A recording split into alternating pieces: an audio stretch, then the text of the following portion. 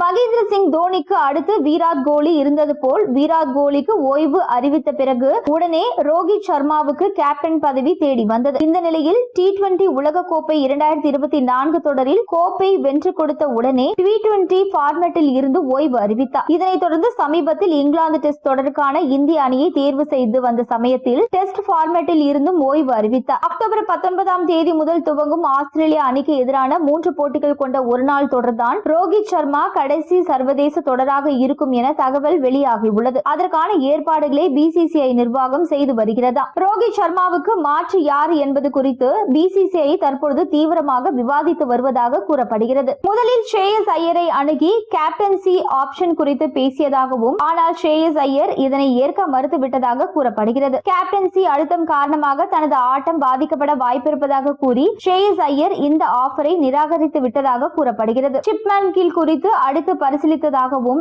ஆனால் ஒரு நாள் பார்மேட்டிலும் கேப்டனாக நியமித்தால் அவருக்கு அதிக பணிச்சுவை ஏற்படும் என்பதால் ஒரு நாள் பார்மேட்டிலும் அவரை துணை கேப்டனாக மட்டுமே நியமிக்க முடிவு எடுக்கப்பட்டுள்ளதா. தற்பொழுது ஒரு நாள் பார்மேட்டிற்கு கேப்டனான ரேசில் ஹிருத்திக் பாண்டியா மற்றும் KL ராகுல் ஆகியோர் இருப்பதாக தகவல்கள் வெளியாகியுள்ளது. இதில் கேப்டன் பதவியை KL ராகுல் ஏற்கும் மறுக்கும் பட்சத்தில் ஹிருத்திக் பாண்டியாவிடம் கேப்டன் பதவியை ஒப்படைக்க முடிவு எடுக்கப்பட்டுள்ளதா.